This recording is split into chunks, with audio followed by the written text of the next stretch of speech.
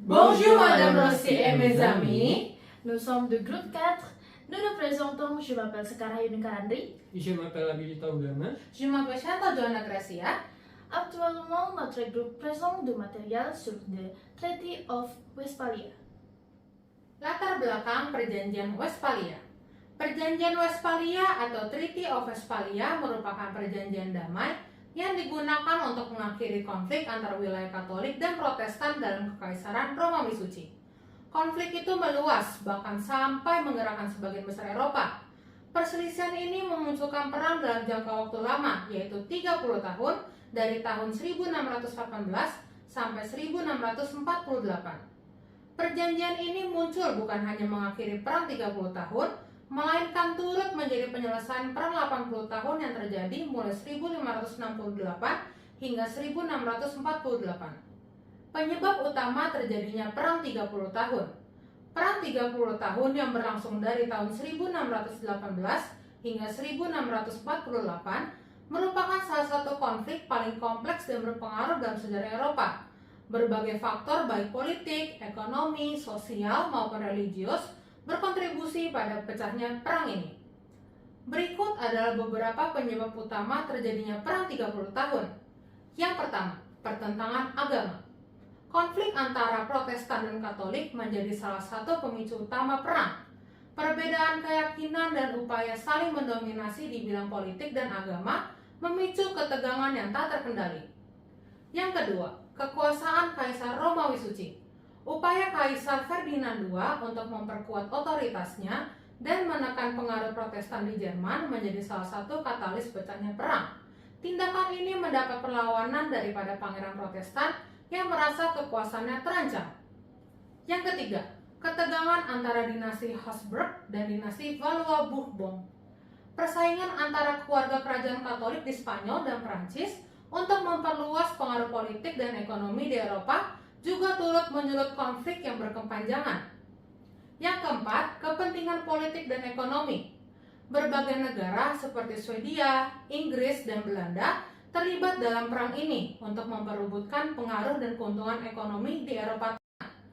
Perang ini juga menjadi ajang bagi mereka untuk menunjukkan kekuatan dan menghambat dominasi Habsburg. Fase-fase konflik. Secara umum perang ini terdiri dari 4 fase, yaitu 1. Fase pertama adalah fase Bohemia pada tahun 1618 sampai 1625 yang ditandai dengan perang saudara di wilayah Bohemia. Perang ini membenturkan Liga Katolik yang dipimpin Raja Ferdinand melawan Uni Evangelis yang dipimpin Pangeran Frederick dari Palatin. Yang kedua, fase kedua adalah fase Denmark pada tahun 1625 sampai 1629, yaitu saat Raja Christian IV dari Denmark berpartisipasi membela kaum Protestan. Jenderal Perang Katolik Albert dari Wallenstein terlalu kuat bagi Kristian, sehingga Bohemia harus menyaksikan kekalahan Protestan kembali. Selama 2 fase ini, sekitar 10 tahun, Bohemia berhasil sepenuhnya dikatolikan oleh Ferdinand. 3. Fase ketiga adalah fase Swedia pada tahun 1630 sampai 1634, ditandai langkah Raja Gustavus Adolphus mengirimkan tentara Swedia ke Jerman. Pada pertengahan 1630, pasukan Swedia resmi menduduki Peenemünde, salah satu kota di Jerman dekat Laut Baltik. Dengan membawa Denmark lagi, Polandia, Finlandia, dan beberapa negara kecil di Baltik, Raja Gustavus datang untuk membantu Protestan atau lebih khususnya saudaranya, yaitu Duke Mecklenburg, yang sedang diasingkan. Fase ini juga menyaksikan keterlibatan Prancis melalui Perdana Menteri Kardinal Richelieu dalam membantu Swedia secara finansial. Gustavus berhasil memukul Katolik di Breitenfeld dan Luzern, masing-masing pada tahun 1631 dan 1632. Namun, Gustavus ternyata harus tewas pada pertempuran di Nordligland pada tahun 1634, yang akhirnya membuat Prancis tidak tahan untuk segera campur tangan untuk membela Protestan atau lebih tepatnya melawan Habsburg. 4. Fase keempat adalah fase masuknya Prancis pada tahun 1635 sampai 1648. Masuknya Prancis ini sekaligus juga menandai internasionalisasi perang 30 tahun, yaitu dengan bergabungnya Belanda sebagai balas budi saat berperang melawan Spanyol pada tahun 1622. Skotlandia dan sejumlah tentara bayaran Jerman yang disewa raja-raja Protestan Jerman. Perang pada fase ini berlangsung lama, bahkan bisa dibilang stalemate, di mana tidak ada pihak yang memenangkan peperangan. Konflik agama dan politik di Eropa. Pada abad ke-16 dan awal abad ke-17, Eropa mengalami berbagai konflik agama dan politik yang mengakibatkan pecahnya perang 30 tahun. Reformasi Protestan yang dimulai oleh Martin Luther pada tahun 1517 telah memicu perpecahan dalam gereja Katolik dan menyebabkan timbulnya berbagai aliran Kristen seperti Lutheranisme, Calvinisme, dan Anglikanisme. Hal ini menimbulkan persaingan dan konflik antar negara Eropa yang beragam keyakinannya, baik Katolik maupun Protestan. Negara-negara Katolik seperti Spanyol, Austria, dan Polandia berusaha mempertahankan dominasi Katolik di Eropa. Sementara negara-negara Protestan seperti Inggris, Belanda, dan Swedia ingin memperluas pengaruh Protestanisme. Konflik ini juga terkait dengan ambisi politik para penguasa Eropa yang ingin memperluas kekuasaan wilayahnya. Perang yang terjadi melibatkan berbagai aliansi dan campur tangan negara-negara besar, sehingga berkembang menjadi konflik yang meluas di seluruh Eropa. Selanjutnya adalah proses negosiasi Perjanjian Westphalia. Yang pertama, awal negosiasi. Pada tahun 1645, 109 delegasi dari berbagai negara Eropa mulai berkumpul di kota-kota Osnabrück dan Münster, dua kota di Jerman, untuk memulai proses negosiasi perdamaian yang akan mengakhiri perang 30 tahun yang telah berlangsung selama bertahun-tahun. Proses ini diprakarsai oleh Kaisar Romawi Suci Ferdinand III dan melibatkan perwakilan dari semua pihak yang terlibat dalam konflik, termasuk pihak Protestan dan Katolik. Di antaranya, yang pertama, tim delegasi Prancis dipimpin oleh Henry II d'Orléans, Duc de Longueville, dan kedua, duta besar luar biasa Swedia yang mengirimkan Johan Oxenstierna dan Johan Adler Salvius. Yang ketiga, pimpinan delegasi Kekaisaran Romawi Suci untuk kedua kota adalah Count Maximilian von Traumansdorff di Münster, dan timnya adalah Johann Ludwig von Nassau-Haderman dan Isaac Wolmer. Lalu Osnabrück, timnya adalah Johann Maximilian von Lamberg dan Reichsofrat Johann Kahn. Lalu selanjutnya tim delegasi Spanyol dipimpin oleh Gaspar de Bracamonte y Guzman. Lalu Brandenburg mengirim beberapa perwakilan termasuk Wolmer. Lalu selanjutnya Republik Tujuh Belanda Serikat mengirimkan 6 delegasi termasuk 2 delegasi dari Provinsi Holland, Adrian Pauw dan Willem Ripperda, lalu 2 provinsi lainnya tidak diwakili. Lalu yang terakhir, Johann Rudolf Wettstein, wali kota Basel yang mewakili Konfederasi Swiss Lama. Selanjutnya, perdebatan yang sengit. Negosiasi berlangsung selama bertahun-tahun dengan perdebatan yang sengit di antara pihak-pihak yang terlibat. Setiap pihak berusaha mempertahankan kepentingan dan tuntutannya masing-masing, membuat kemajuan sulit dicapai. Isu-isu yang paling diperdebatkan meliputi masalah agama, kekuasaan teritorial, dan kompensasi perang. Lalu selanjutnya yang ketiga, upaya kompromi dan kesepakatan. Setelah melalui proses yang panjang dan penuh perdebatan, para delegasi akhirnya berhasil mencapai kompromi dan kesepakatan. Berbagai konsesi diberikan oleh masing-masing pihak demi mencapai perdamaian yang adil dan dapat diterima oleh semua pihak. Lalu pada tahun 1648, Perjanjian Westphalia resmi ditandatangani dan mengakhiri perang 30 tahun dan mengubah lanskap politik Eropa. Lalu selanjutnya adalah kesepakatan utama dalam Perjanjian Westphalia. Yang pertama, pengakuan atas kedaulatan negara. Perjanjian mengakui kedaulatan negara atas wilayahnya sendiri. Lalu yang kedua, kesetaraan 3 agama, Katolik, Protestan, dan Calvinis dianggap setara di Eropa. Lalu yang ketiga, pemisahan gereja dan negara, berakhirnya campur tangan agama dalam urusan politik. Lalu yang keempat, penyelesaian perang 30 tahun perjanjian mengakhiri konflik religius yang berkepanjangan di Eropa. Lalu selanjutnya adalah isi Perjanjian Perdamaian Westphalia. Perjanjian Perdamaian Westphalia yang ditandatangani pada tahun 1648 merupakan sebuah kesepakatan yang sangat penting dalam sejarah Eropa.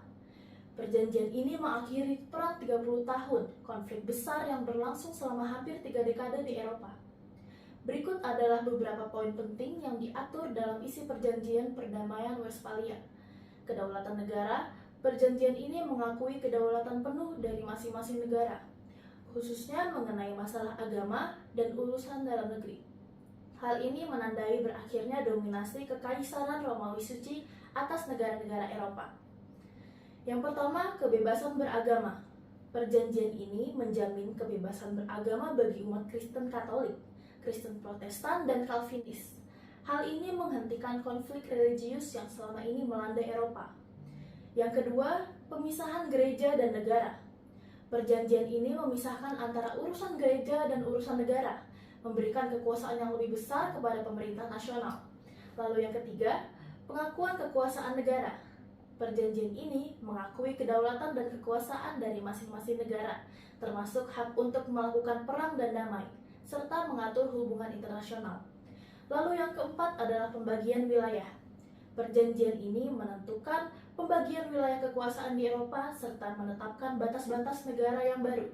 Secara keseluruhan, Perjanjian Perdamaian Westphalia menjadi tonggak penting dalam sejarah Eropa karena meletakkan dasar-dasar bagi terciptanya sistem negara bangsa modern di Eropa. Lalu selanjutnya adalah pelaksanaan Perjanjian Perdamaian Westphalia.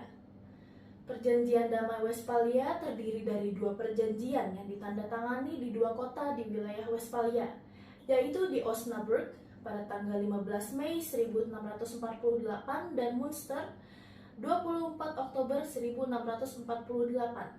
Kedua perjanjian ini mengakhiri perang 30 tahun yang berlangsung pada tahun 1618 hingga 1648 yang berlangsung di Kekaisaran Suci Romawi dan perang 80 tahun pada tahun 1568 hingga 1648 antara Spanyol dan Belanda. Perjanjian ini muncul akibat terjadinya perang 30 tahun, sebuah konflik yang terjadi antara tahun 1618 hingga 1648 khususnya di wilayah yang sekarang menjadi negara Jerman dan melibatkan sebagian besar kekuatan-kekuatan di kawasan tersebut. Adapun perjanjian Pirene yang ditandatangani pada tahun 1659 yang mengakhiri perang antara Perancis dan Spanyol juga sering dianggap bagian dari perdamaian ini. Apa akibat dari Perjanjian Westphalia? Berikut adalah penjelasan tentang beberapa pengaruh isi Perjanjian Westphalia terhadap masyarakat Eropa. Yang pertama, berakhirnya Perang Kekaisaran Romawi Suci. Dengan ditandatanganinya Perjanjian Westphalia, perdamaian pun tercapai dan perang tersebut kemudian berakhir. Yang kedua, berakhirnya Perang Spanyol dengan Belanda. Perjanjian Westphalia juga mengakhiri Perang Spanyol dengan Belanda yang telah berlangsung selama 80 tahun dan Belanda yang akhirnya mendapatkan pengakuan atas kemerdekaan dan kebebasan mereka. Yang ketiga, Spanyol mengakui kemerdekaan Republik Belanda. Pengakuan resmi Spanyol terhadap kemerdekaan Republik Belanda ini mengakhiri perjuangan panjang Belanda untuk memperoleh otonomi politik dan kebebasan dari kekuasaan Spanyol. Yang keempat, mengubah tatanan politik di Eropa Tengah. Perjanjian Westphalia mengubah tatanan politik di Eropa Tengah dengan mengakui kemerdekaan dan otonomi politik beberapa negara, termasuk Swiss dan Belanda. Hal ini mengurangi kekuasaan yang dimiliki oleh Kekaisaran Romawi Suci dan memberikan ruang bagi perkembangan negara-negara baru. Yang kelima, dicabutnya kekuasaan Kaisar Ferdinand III dari negara lain. Perjanjian Westphalia mencabut kekuasaan Kaisar Ferdinand III dari Kekaisaran Romawi Suci atas beberapa wilayah dan memberikan otonomi politik kepada negara-negara tersebut. Hal ini berarti perjanjian tersebut membuat adanya pengakuan terhadap kebebasan dan kedaulatan negara-negara di Eropa yang sebelumnya tunduk kepada kekuasaan kaisar. Yang keenam, kebebasan para penguasa daerah memiliki agama selain Katolik. Perjanjian Westphalia memberikan kebebasan para penguasa daerah di Eropa untuk memiliki agama selain Katolik. Ini memberikan toleransi agama dan memungkinkan perkembangan keberagaman agama di masyarakat Eropa. Yang ketujuh, pengakuan terhadap perdamaian Augsburg. Perjanjian Westphalia juga mengakui dan mengokohkan perdamaian di Augsburg yang ditandatangani pada tahun 1555. Perdamaian Augsburg ini mengakhiri perang agama antara penganut Katolik dan Lutheran di Kekaisaran Romawi Suci. Perjanjian ini memainkan peran penting dan mengubah lanskap politik dan agama di Eropa serta memberikan fondasi bagi perdamaian dan stabilitas yang berkelanjutan di benua tersebut. Selanjutnya, pergeseran kekuasaan pasca Perjanjian Westphalia. Yang pertama, melemahnya kekuasaan Kaisar Romawi Suci. Sebelumnya, Kaisar memiliki pengaruh yang kuat dalam politik Eropa. Namun, pasca Perjanjian Westphalia, kekuasaannya terbatas hanya di wilayah Jerman. Para pangeran Jerman semakin mandiri dan memiliki kewenangan yang lebih besar dalam mengurus urusan internal mereka. Yang kedua, munculnya negara-negara berdaulat. Prinsip-prinsip seperti kedaulatan, non-intervensi, dan kesetaraan antar negara menjadi fondasi bagi sistem negara bangsa yang berkembang setelahnya. Hal ini mengakibatkan munculnya kekuatan-kekuatan baru seperti Prancis, Inggris, Spanyol, dan Belanda yang semakin dominan dalam percaturan politik Eropa. Yang ketiga, peningkatan otonomi lokal. Perjanjian Westphalia juga memberikan ruang yang lebih luas bagi otonomi lokal di berbagai wilayah Eropa. Para pangeran dan bangsawan lokal memperoleh keleluasan yang lebih besar dalam mengatur daerah kekuasaan mereka, termasuk dalam hal agama, ekonomi, dan administrasi pemerintahan. Hal ini memicu tumbuhnya semangat nasionalisme di berbagai daerah dan semakin menguatnya identitas lokal.